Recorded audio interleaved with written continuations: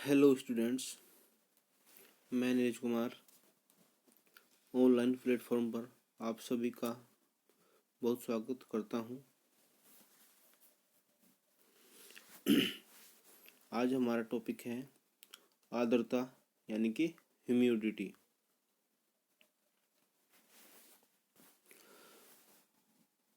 आर्द्रता क्या होती है कि वायु में उपस्थित जल वाष्प की मात्रा को आर्द्रता कहते हैं।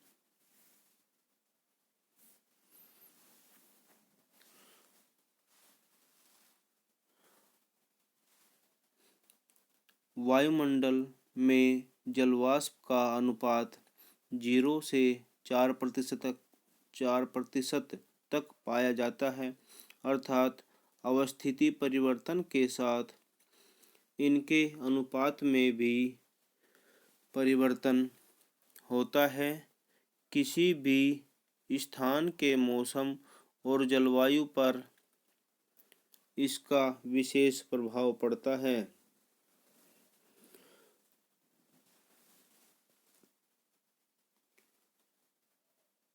पारद वायुदाब मापी यंत्र का आविष्कार टोरसेली ने 1643 में किया था।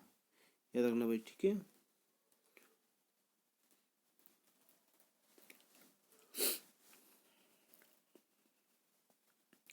वायुमंडल में जलवाष्प विषुवत रेखा क्षेत्र से ध्रुवीय प्रदेशों की ओर घटती जाती है। 10 डिग्री उत्तर से 10 डिग्री दक्षिणी अक्षांशों में सर्वाधिक वाष्पीकरण महाद्वीपों में होता है।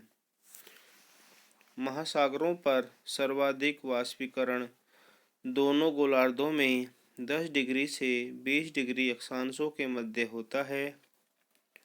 आदर्श स्थितियों में वायु का तापमान जितना अधिक होगा, उसकी नमी धारण करने की क्षमता उतनी ही अधिक होगी।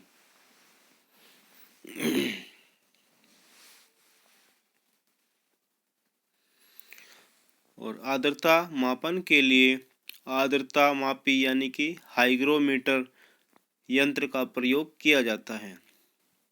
ठीक है, तो इम्पोर्टेंट है भाई कि आर्द्रता मापने के लिए किस यंत्र का प्रयोग किया जाता है, तो आर्द्रताग्राही या हाइग्रोमीटर का प्रयोग किया जाता है।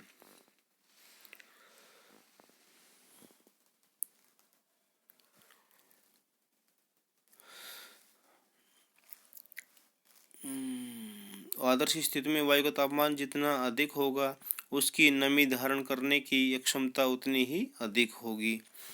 वायुमंडल में उपस्थित आर्द्रता को निम्नलिखित 3 रूपों में विभाजित किया जाता है: निरपेक्ष आर्द्रता, विशिष्ट आर्द्रता, सापेक्षिक आर्द्रता। फर्स्ट है आपका निरपेक्ष आर्द्रता या वास्तविक आर्द्रता यानी कि एब्सोल्यूट ह्यूमिडिटी।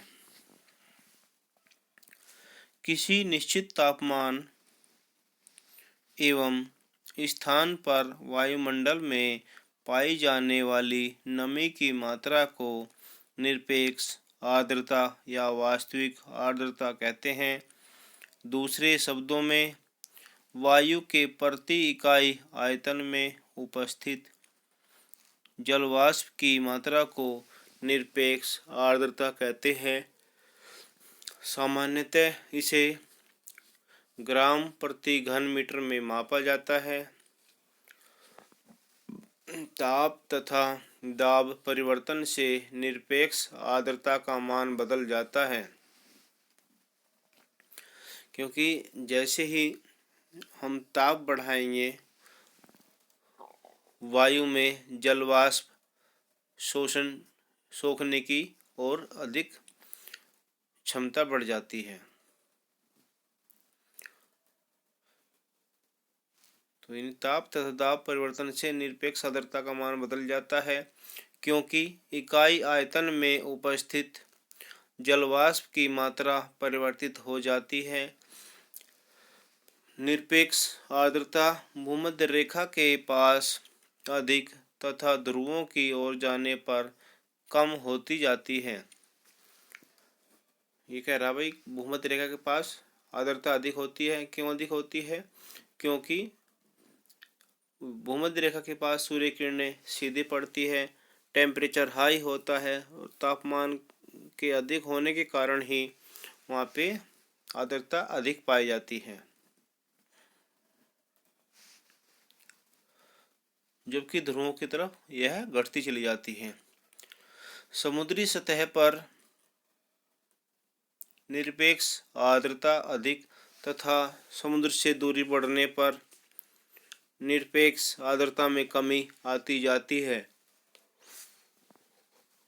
निरपेक्ष आर्द्रता स्थान व समय के परिवर्तन के साथ बदलती है। निरपेक्ष आर्द्रता की मात्रा पर वर्षा की संभावना निर्भर होती है।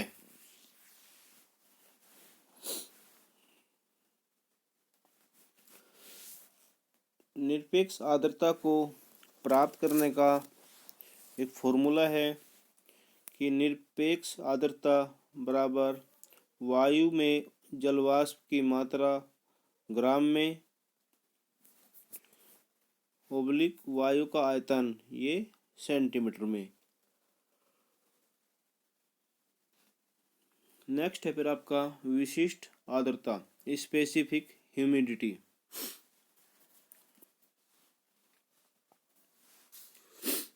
जलवाष्प सहित कुल वायु की मात्रा एवं उसमें उपस्थित जलवाष्प की मात्रा के अनुपात को विशिष्ट आर्द्रता कहते हैं। इसे आर्द्रता मिश्रण अनुपात भी कहते हैं। निरपेक्ष तथा विशिष्ट आर्द्रता दोनों ही व्यवहारिक रूप में समान होती है। दूसरे शब्दों में वायु में पाई जाने वाली वायु के भार तथा आर्द्र वायु के भार के अनुपात को विशिष्ट आर्द्रता कहते हैं। हवा के प्रति इकाई भार में जलवाष्प का भार विशिष्ट आर्द्रता कहलाती है। ठीक है, ये इम्पोर्टेंट लाइन। विशिष्ट आर्द्रता क्या होती है कि हवा के प्रति इकाई भार में जलवाष्प का भार ही विशिष्ट आर्द्रता कहलाती है। विशिष्ट आर्द्रता एवं वायुदाब में विलोम संबंध होता है। विशिष्ट आर्द्रता के आधार पर वायुमंडल से संभावित वर्षा की मात्रा का अनुमान लगाया जा सकता है।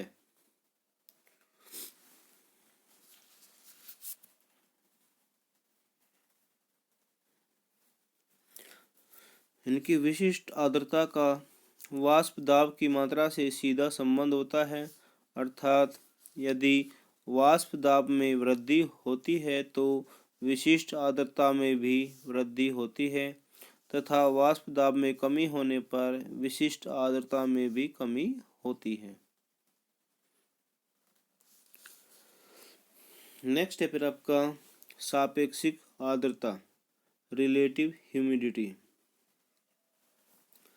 किसी निश्चित तापमान पर वायु में उपस्थित जलवाष्प की मात्रा एवं जल ग्रहण करने की क्षमता के अनुपात को सापेक्षिक आर्द्रता कहते हैं। दूसरे शब्दों में किसी निश्चित तापमान पर एक निश्चित आयतन वाली हवा के आर्द्रता सामर्थ्य तथा उसमें मौजूद आर्द्रता की वास्तविक मात्रा के अनुपात को सापेक्षिक आर्द्रता कहते हैं।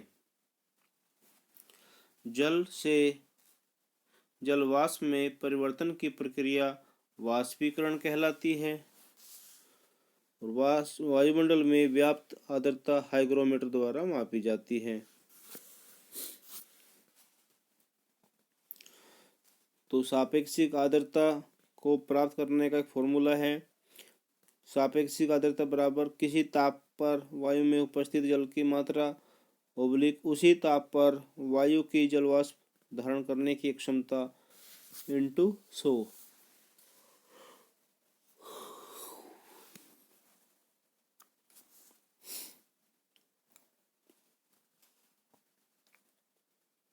तो सापेक्षिक आर्द्रता हवा में विद्यमान जल वाष्प की मात्रा तथा उसी तापमान पर हवा की जल वाष्प धारण करने की क्षमता पर निर्भर करता है। इसलिए इसे दो प्रकार से परिवर्तन हो सकते हैं। तो पहला है, जल वाष्प की मात्रा जितनी अधिक होगी सापेक्षिक आर्द्रता भी उतनी ही अधिक होगी। सेकंड है, अगर हवा का तापमान बढ़ जाता है तो उसकी सामर्थ्य क्षमता भी बढ़ जाती है और सापेक्षिक आर्द्रता कम हो जाती है। हवा की सापेक्षिक आर्द्रता ही वाष्पीकरण की दर तथा मात्रा को निर्धारित करती है।